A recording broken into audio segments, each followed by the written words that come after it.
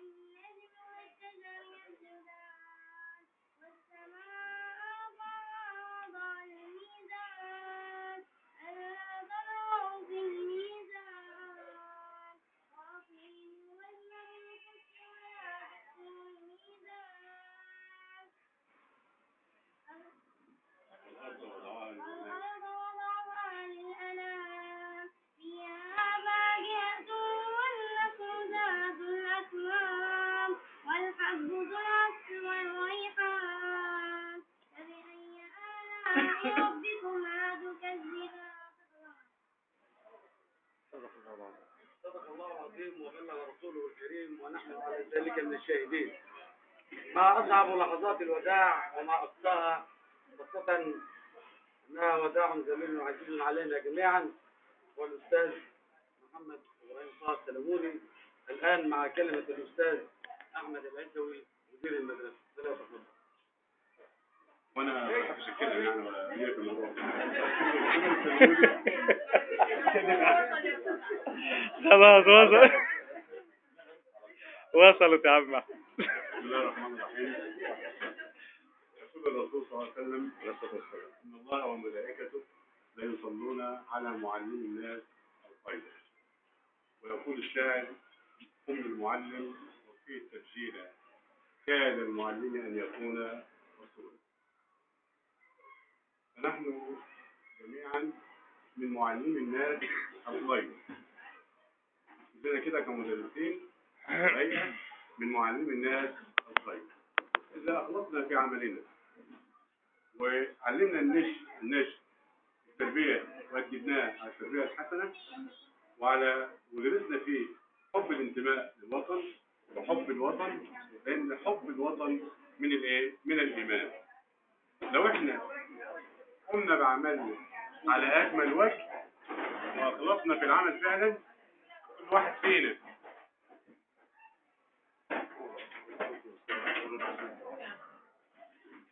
كل واحد فينا ما بصيش للاجر اللي هو بياخده، ولكن بص ان هو بيراعي ضميره وبينه وبين الله تبارك وتعالى. العمل اللي ربنا سبحانه وتعالى ائتمنه عليه بيؤديه على اكمل وجه، كده بيفوز بالبشرى اللي هو الله سبحانه وتعالى يدعو له والملائكه. ودعوه الله سبحانه وتعالى هو يدعو مين؟ ربنا يدعو ربنا؟ لا، دعوه ربنا سبحانه وتعالى تبقى رحمه لنا وحنان لمن يعلم الناس الخير. ومن الوفاء أن نكرم أخ عزيز علينا الأستاذ محمد السلموني، كلنا عرفناه جدا ومنضبطا في عمليه. فمن الوفاء والعرفان الجميل ان احنا بنكرم زميل عزيز علينا في هذه المناسبه. وفي النهايه برحب بالحضور جميعا، على راسهم الاستاذ احمد سليم مدير التعليم الابتدائي، والاستاذ فكري مسؤول التنسيق بالتعليم طب خلاص يعني يبقى مدير التنسيق طب التعليم الابتدائي. وبنرحب بحضراتكم كلكم، وكل عام وانتم بخير، مناسبه نصر اكتوبر المجيد، والسلام عليكم.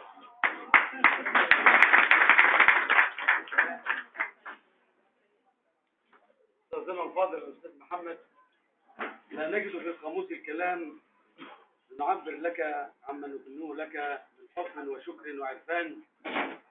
قد كنت لنا القدوة الصادقة والبحر الذي ننهل من علمه وأخلاقه. والآن مع كلمة مختصرة من أستاذنا ومعلمنا الأستاذ أحمد سليم مدير التعليم الابتدائي في الأزهر. السلام عليكم ورحمة الله وبركاته. عليكم السلام. يقول الله في محكم الآيات: بسم الله الرحمن الرحيم، ادعوا إلى ربك بالحكمة والموعظة الحسنة وجادلهم بالتي هي أحسن إن ربك هو أعلم بمن ضل عن سبيله وهو أعلم بالمهتدين. وإن عاقبتم فعاقبوا بمثل ما عوقبتم به وصبرتم عليكم ورحمة الله فهو وبركاته. خير الصابرين. واصبر وما صبرك إلا بالله ولا تحزن عليهم ولا تك في ضيق مما يمكرون إن الله مع الذين اتقوا والذين هم محسنون. إنه لمن دواعي السرور أن أكون بينكم اليوم في يوم الوفاء. يوم الوفاء هذا اليوم الذي نكون فيه كل احترام للمعلم الذي هو باعث النهضة في البلد وباعث النهضة فينا. ولولا المعلم ما كان هناك متعلم. الأستاذ محمد هذا رمز للعطاء. الأستاذ محمد السلموني زميل دراسة وقعدت معاه ما يقرب من 45 سنة دراسة وعمل في مجال العمل. عيدنا فيه كل عمل بأمانة وجد وإنكار الذات. نسأل الله سبحانه وتعالى أن يمتعه بالصحة والعافية وأن يحيا حياة طيبة هنيئة بعد المعاش. والسلام عليكم ورحمة الله وبركاته.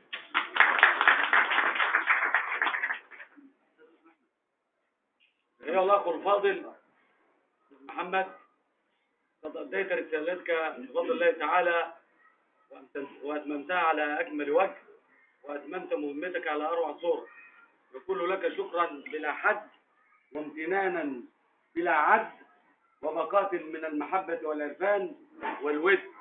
ولن ننسى جهدك ولن ننكر فضلك، وسنحمل في قلوبنا دوما مشاعر الشكر والعرفان. والآن مع عريس تكريم اليوم الأستاذ محمد السلموني، فليتفضل مشكورا.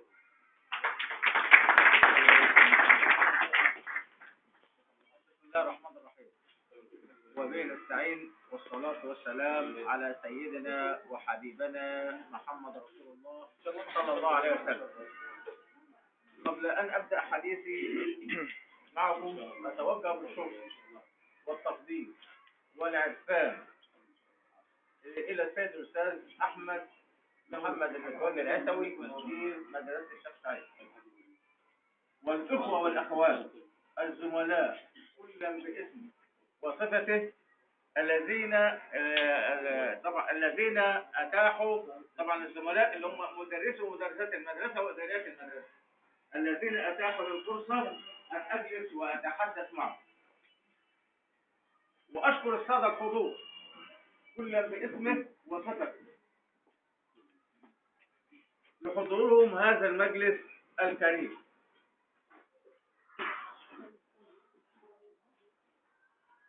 ومن الصالح ومن الصالح ومن الحظ السعيد أن تأتي هذه المناسبة في هذا الشهر، وبه عدة مناسبات كريمة وسعيدة وعظيمة على مصر وعلى الأمة الإسلامية. الأول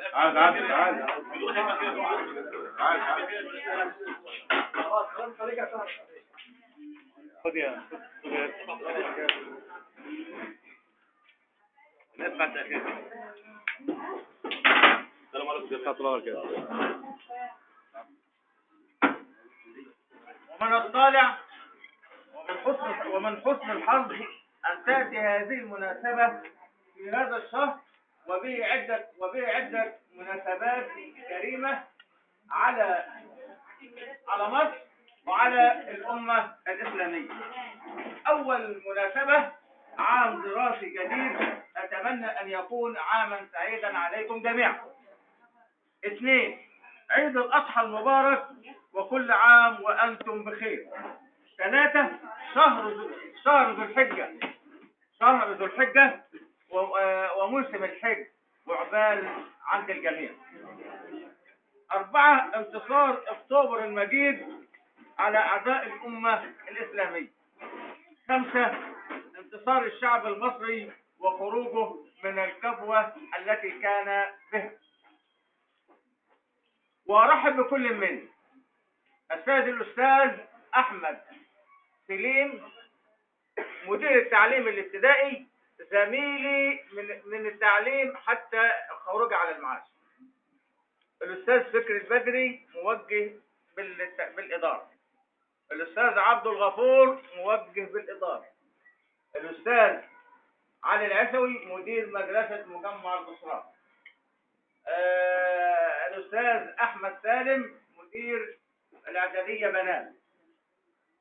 الأستاذ عصام زميلنا بمدرسة مجمع البصرات. الحاج أحمد البنوي راجل أبونا وأخونا في التربية والتعليم. السادة الحضور، إنني لسعيد بهذا الحفل الذي هو صغير في حجمه صغير ولكن كبير في قامته وعظمته وشأنه، لمشاركتكم هذا الحفل لما فيه من حب وإخلاص ووفاء وتقدير من إدارة المدرسة، كل فرد باسمه وصفته، وأيضا بالسادة الحضور الذين لبوا الدعوة وحضروا هذا الحفل. السادة الحضور، عملت في هذه المدرسة مدرسة وناظرا وموجها، ولكن لم أكن أحس في يوم من الأيام على مدار سنوات طويلة أنني موجه عليه لإخلاصهم في العمل واحترامهم للكبير، ولكن كنت أحس بإحساس الأخوة والزمالة. السادة الحضور، أتوجه بالشكر والتقدير والعرفان لكل من شاركنا هذا الحفل لاحترامهم وتقديرهم وتلبية الدعوة لتكريمي لانتهاء مدة خدمتي التي تقارب 38 عاما، وهذا كاس وداير على كل الناس والكل شاربه. وأتمنى أن يأتي هذا اليوم على الجميع والكل في صحة وعافية. السادة الحضور، الإخوة والأخوات، أتوجه بالشكر والتقدير إلى مدرسات مدرسة الشيخ شعيب وإداريات مدرسة الشيخ شعيب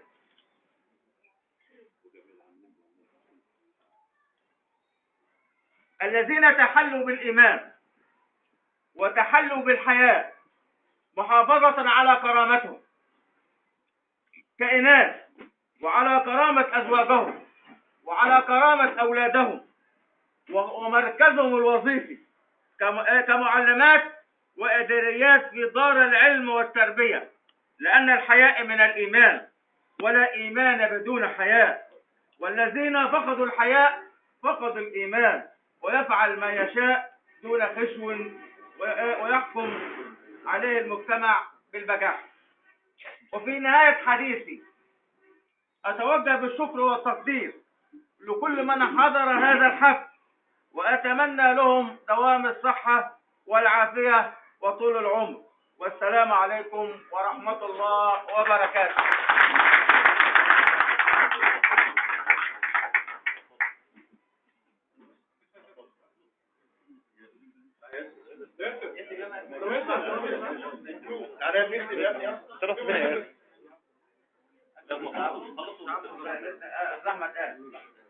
عبد القادر بقى مشكورا طبعا، هو شرفنا متأخر، فيتفضل ويقول لك كلمة. السلام عليكم ورحمة الله وبركاته. طبعا أنا جيت يعني متأخر شوية لظروف. أستاذ محمد أخويا وزميل ليا، بصراحة أنا في حديث كده بسيط عشان ما أطولش عليكم، عشان الاستاذ محمد يقول خرجت على المعاش وطلعت على المعاش. لا يا استاذ محمد ربنا يديه الصحه، مفيش حاجه اسمها خروج على المعاش ولا طلعت على المعاش، دي تقاعد عن عمل وظيفي حكومي. والانسان بيقوم بعمل اخر ويجدد شبابه. يعني اللي ساب الحضور والانصراف والاستاذ احمد سليم والاداره والمدير وبتاع بيقوم بمزاجه من النوم وبيروح بيأدي عمل اخر يمكن ربنا يرزقه احسن من العمل الوظيفي بتاعه.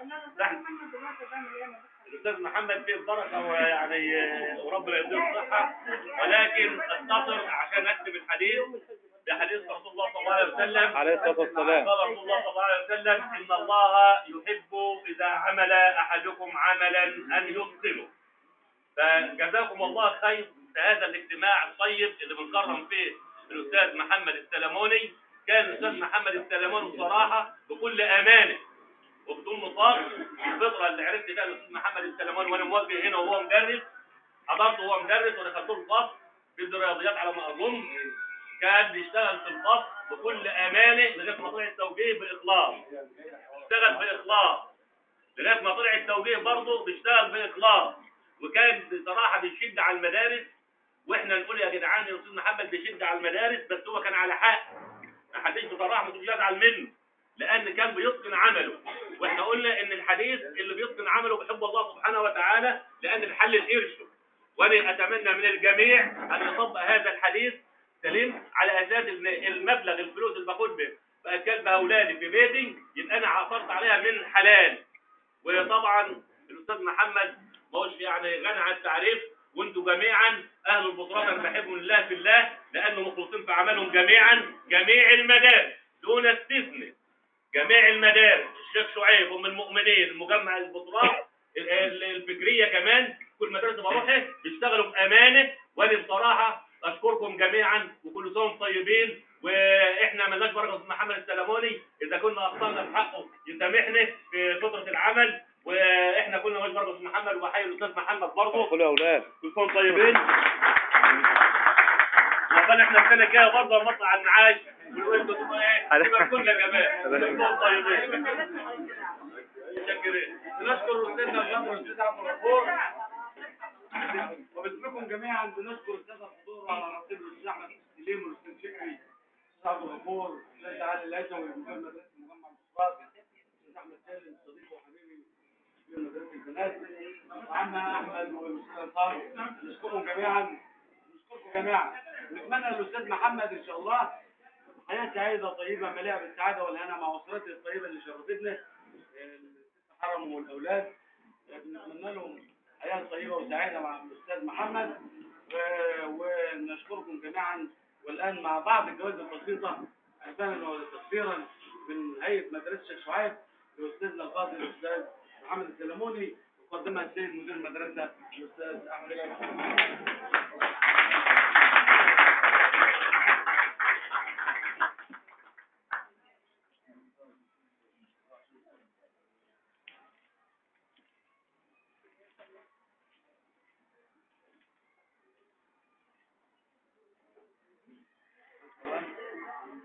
تمام.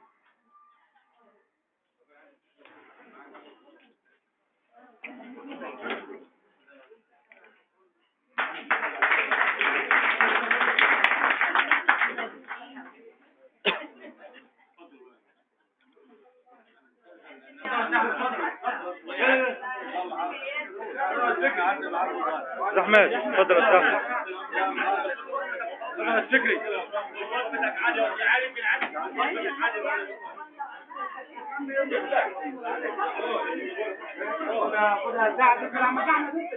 انت محلفاني فين الابله مجدي؟ الابله مجدي محلفاني هي فين؟ محلفاني اهي، محلفاني اصل محلفاني قبل ما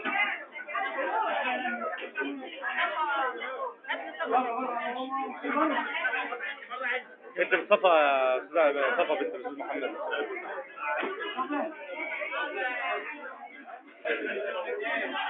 لا